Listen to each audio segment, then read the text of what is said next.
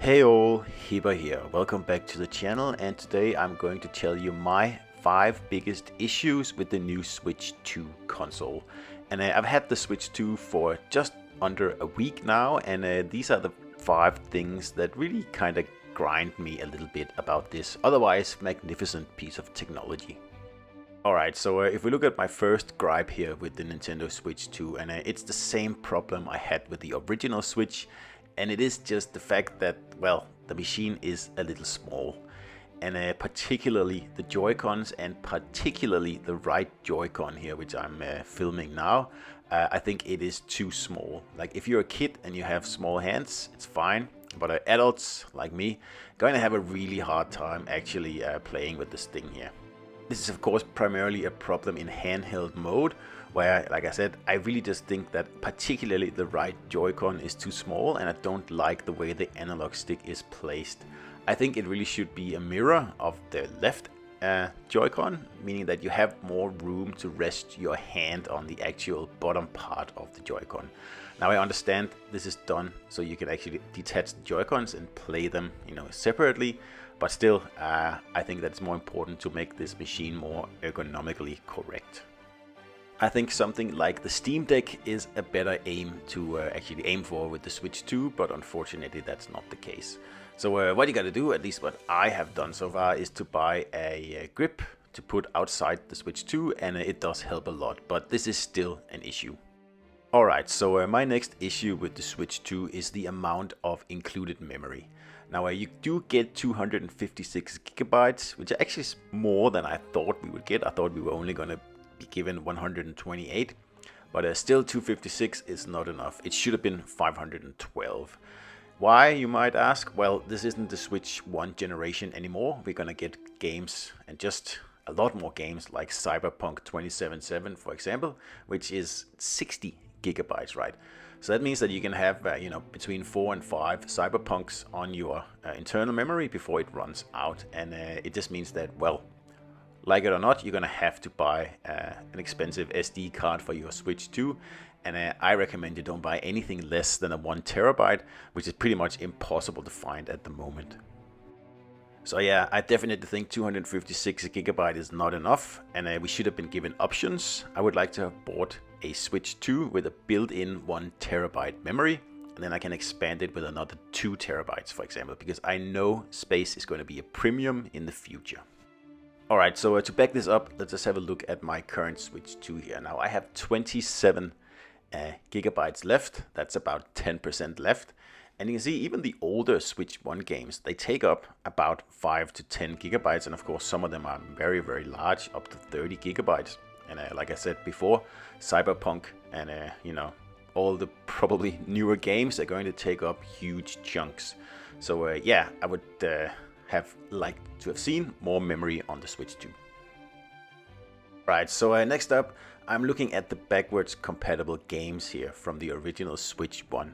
And unless these games actually get a purpose-built patch, they're still running in the handheld mode on the new Switch 2.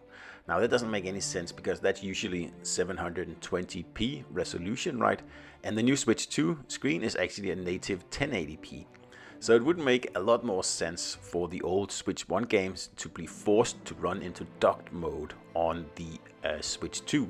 Or at the very least, you could have an option of doing that. Because although some of the games actually, benefit from a better frame rate and a better resolution, like scaling, of course the resolution is not going to be improved, I don't think it's enough. And I would have loved to see the old Switch 1 titles, which of them actually supported, be forced to run in the docked mode. Like something like, for example, The Witcher 3 here would benefit immensely from that, that's for sure. But maybe in the future that would actually be done. But for the moment, that's not possible. So once you compare the unoptimized Switch 1 games with an optimized Switch 1 game, like, Zelda here, well, the difference is night and day. And of course, well, Zelda has been actually upgraded to the Switch 2, but this is really what we need for all the old Switch 1 titles. And, maybe it'll happen, maybe it won't, but at least some of them, I assume, will get upgrade patches. Alright, next up we have one of my biggest gripes with the Switch 2, and it is the fact that the new monitor or screen on the Switch 2 is not an OLED screen. It is an LCD, backlit as usual, and I don't care what Nintendo says or what anyone else says. The OLED screen on the old Switch 1 is far superior to the Switch 2, unfortunately. Now I realize the Switch 2 screen is bigger, about an inch bigger, and it does help a lot, but it does not save the fact that the LCD screen is simply just technically insufficient. It should have been an OLED screen, and of course, in 2 years we're probably gonna give a Switch 2 Pro with an OLED screen we can all buy. So I'm trying to illustrate here what I mean. The Switch 2 screen, while very, very good for an LCD screen, especially in darker games, it simply cannot keep up with the old Switch. Like I've tried to illustrate it here, like I said, with on the right, it is the old Switch, the OLED screen, where the darks are really dark and deep, and on the left it is the new LCD screen, where the darks are kind of gray. And it is a real shame, honestly, because the rest of the machine is just so fantastic. So why Nintendo has chosen to not put an OLED in the Switch 2 in these days, it's 2025, right? Well, it boggles the mind.